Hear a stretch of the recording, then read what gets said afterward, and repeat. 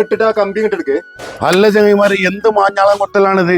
2 മാസം കൊണ്ട് പണി തീർത്ത് ഇതിന്റെ ചാവി കൈ കൊടുക്കണ്ടാണ്. ഈ മേപ്പിട് നോക്കി നിൽക്കാണ്ട് ഒന്ന് വേണം പണിയെടുത്തോളി. എടാ സൽമാനെ, പെരുന്നാളൊക്കെ അല്ലേ വരുന്നത്, ഇത് കുട്ടികൾക്ക് ഡ്രസ്സൊക്കെ എടുത്തോ? ഡ്രസ്സൊന്നും എടുത്തിട്ടില്ല. മോലാളുടെ അടുത്ത് വൈകുന്നേരം അഡ്വാൻസ് ഒന്ന് ചോദിച്ചു നോക്കണം.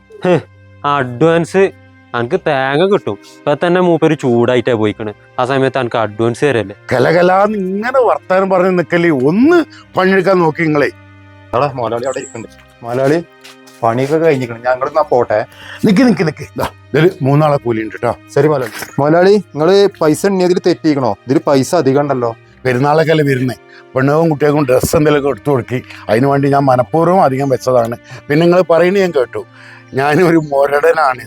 അത് നമ്മളെ പണി ഓടാൻ വേണ്ടിയിട്ട് പണി സ്ഥലത്ത് ഞാൻ ചിലപ്പോൾ കുറച്ച് മോളുടെ സ്വഭാവം കാണിക്കും. അതുകൊണ്ട് എനിക്കും ഇങ്ങൾക്കും ഉപകാരമുള്ളൂ. അത് പൊടി പെണ്ണുങ്ങൾക്കും കുട്ടികൾക്കും ഡ്രസ്സ് എടുക്കാൻ പൈസ അല്ലോ. അങ്ങനെയാണെങ്കിൽ നമുക്ക് നേരെ മൊഞ്ചത്തി കണ്ടു വിട്ടാലോ? വന്നു മക്കളെ വന്നു. മൊഞ്ചത്തി നമ്മളെ ബിദർക്കാടും വന്നിട്ടോ.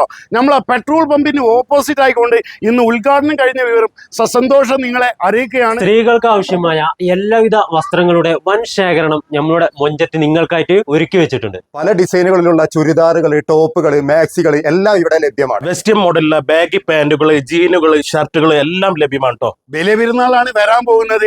നമുക്കൊക്കെ ഒന്ന് മൊഞ്ചത്തി ആകണ്ടേ?